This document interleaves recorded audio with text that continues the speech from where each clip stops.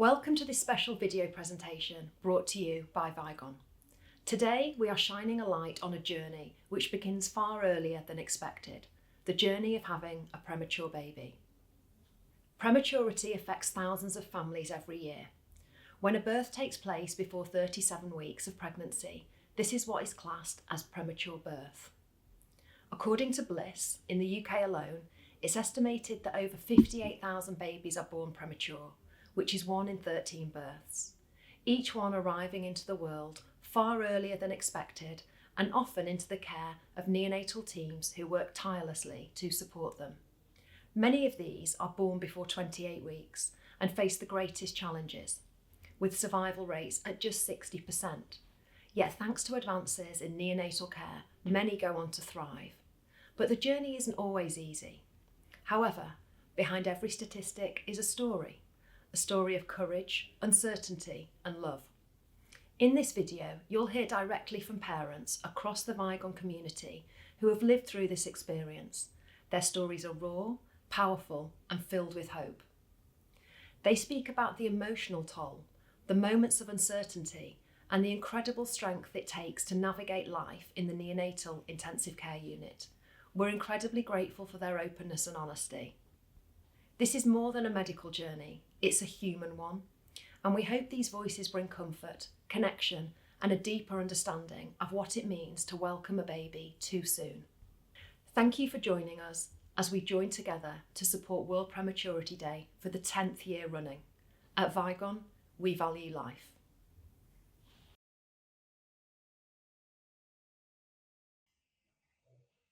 For many years, I dreamed of becoming a mother. It was not a simple journey for us. It took 7 long years of hope, of disappointment, medical treatments, IVF cycles, and endless appointments. There were moments when I felt exhausted and moments when I felt like giving up, but I kept going. And then finally, I became pregnant. And it wasn't just with one baby, it was twins. It felt like a miracle. We knew from the beginning that this pregnancy would be fragile. It was monitored very closely. Even though we tried to prepare ourselves, nothing could have prepared us for what happened at 24 weeks. I suddenly experienced a severe hemorrhage. Everything became urgent. I was taken to the hospital and I underwent an emergency C-section. Our babies were born far too early. One weighed 463 grams. And the other was even smaller, around 300 grams. Their bodies were so tiny and so delicate, almost like they could disappear in our hands. Our smallest twin was in critical condition. He had to be intubated. His sister was placed on CPAP, and then began the longest, most emotional journey of our lives. The NICU became our world. We lived with fear every single day, fear that we might lose one of them. Our little boy had many desaturation episodes. The doctors prepared us for the possibility that he might not survive. There were moments when we held our breath, when time felt frozen, and when we didn't know what tomorrow would bring. And yet our babies fought. They fought harder than I have ever seen anyone fight. Their courage was so immense in such tiny bodies. We were not alone because there were the nurses. They were our support and our comfort, and especially when we were scared. They explained every tube, every sound, every treatment. They stood beside us when we cried. They celebrated every small victory with us, every gram gained, every machine removed, and every tiny step forward. When we couldn't be next to our babies, they were there, holding them, watching over them, and loving them. They were there and still are our guardian angels. The NICU is a place filled with fear, yes, and with silence, and with beeping machines. But it's also a place filled with extraordinary strength, compassion, and love. After many long months, we were finally able to take our babies home. And today, when I look at them alive, growing, and here, I'm reminded every day of how powerful hope can be. So she was 1 day over premature, so I think that's 37 weeks plus 1. But she was 3 weeks and a bit early because she wasn't quite growing as fast as they wanted on like the charts. And her weight fell into like the category of premature, so she was pretty much 5 pounds on the nose. Like one of the troubles that we had sort of right from the word go was warmth, thermoregulation, because even just changing a nappy meant that she'd start to lose heat almost immediately. Like her little hands and her little feet would go blue almost from the get-go. So I mean, if she wasn't in a full sleep suit with 2 or 3 blankets on, she was immediately getting cold. We were having 3 hourly checks from midwives and nurses, and they would do like a temperature check each time. And we did have a couple of times where they said, "Oh, that temperature's a bit low," which, you know, you kind of, when you're very new, you've not had any sleep for like the past, I don't even know what it was at that point, like 3 or 4 nights. You know, you don't even know what to think anymore because you're just kind of in sort of semi-crisis mode every single time you look at it, right? So when they're first born, it's mainly colostrum, which they have first, which, like the nurses, they call it liquid gold because it literally comes out, it's bright gold coloured. But you only get like a drop at a time, right? And one of the difficulties that we faced, initially we were given like these syringes to give to her because she was too weak to go on the breast. And so we were kind of given this syringe to just like give it to the baby. But the second set of syringes we were given had a load of dead space in the tip.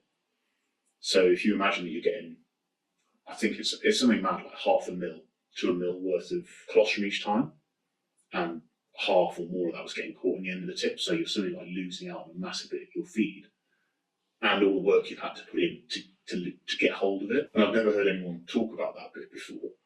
I would say that like the way that we were treated by the midwives and nurses was absolutely amazing.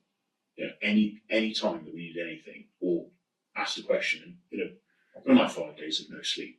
So you find yourself asking the same thing like more than once as you're kind of finding your way.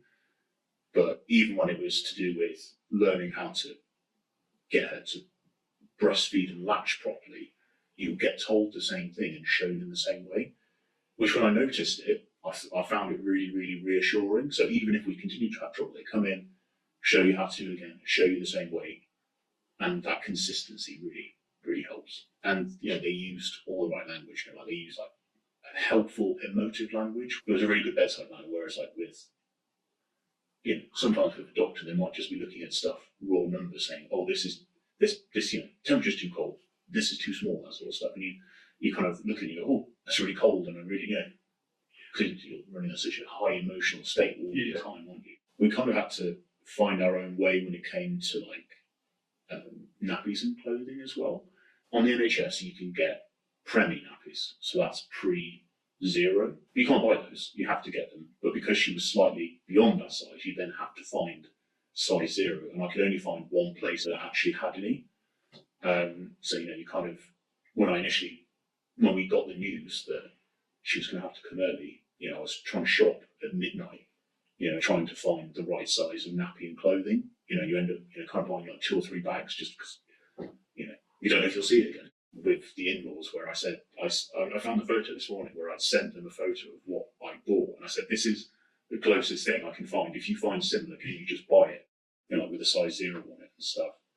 And it was one of the days where I'd gone out and I bought all these tiny baby clothes, and I put all the washing on and then hung it up like on an aero. And I had to ask my in-laws, I was like, "I'm at the hospital, can you go back and just check all the sizing and then bring us everything that's of this size?" There's all these like rows of tiny, tiny clothes laid out, and they're, you know, trying to find it all in the piles of like, you know, washing that we've done. Yeah, it's unrealistic. You know, you kind of never plan for a situation like that. You know, she was born at 5 pound, dropped a bit as they expected, and when she left, she was already beyond her birth weight, which they were really encouraged about. We made it through.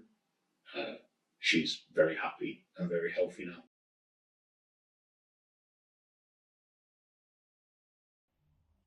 When I was pregnant with my twins, the pregnancy was quite complicated, but nothing could have prepared me for seeing them at 26 weeks. The delivery itself was very difficult, natural with a large extraction, and my daughter was born weighing 930 grams and 920 grams, but that was only the beginning of a long journey. The first day, the care team really took care of everything very well. They provided us with a thorough explanation, but it was very difficult because we had to sign documents stating that the doctors were entitled to disconnect life support equipment if they deemed they had too many permanent after effects. It was very painful for me the first time I saw my daughters because they were so tiny with all those devices around. They were monitored for so many things such as cardiac activity and feeding, through an infusion and then a gastric tube. It was heartbreaking seeing my children in that condition, in their incubators and not being able to do anything. The first week, we couldn't hold them in our arms. We could only speak to them, which was really important according to the doctors. We had to wait 2 weeks to hug them, and it was tough because they were still very tiny and fragile, surrounded by tubes and equipment.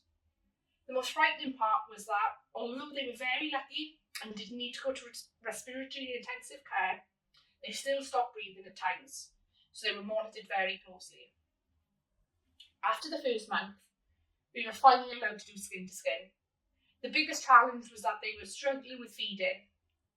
At first, they were fed through a gastric tube and syringe pump of 1 milliliter.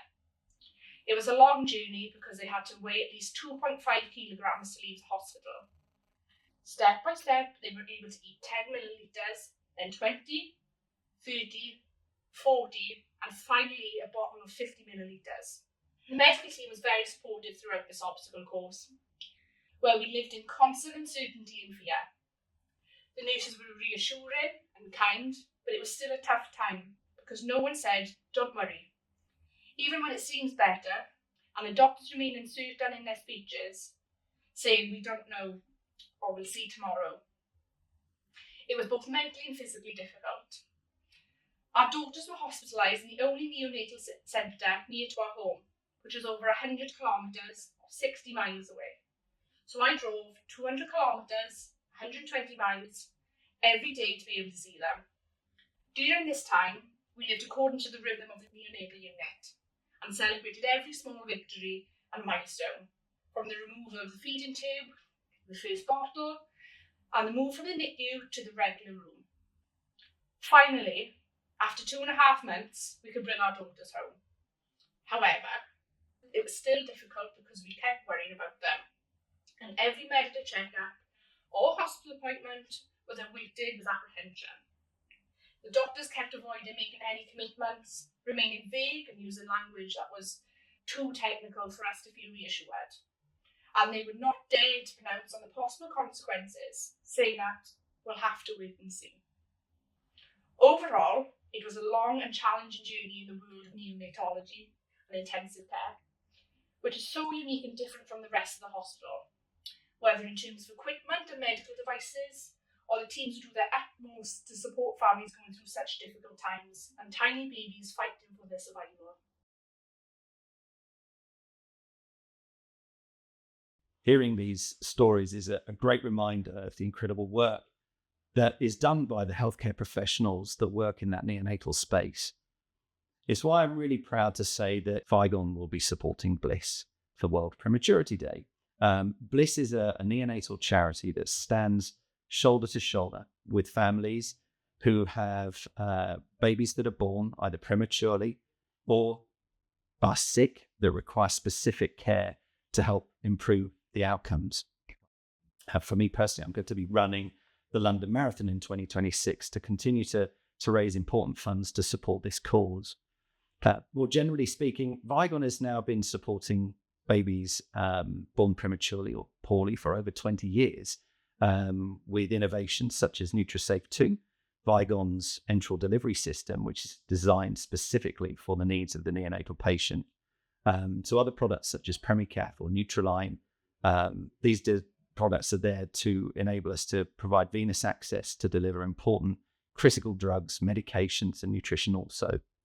I think hearing these stories again reminds us of the good work that has been done, and we want to continue with that, supporting, listening, and doing everything we can to help give these youngsters the best start in life.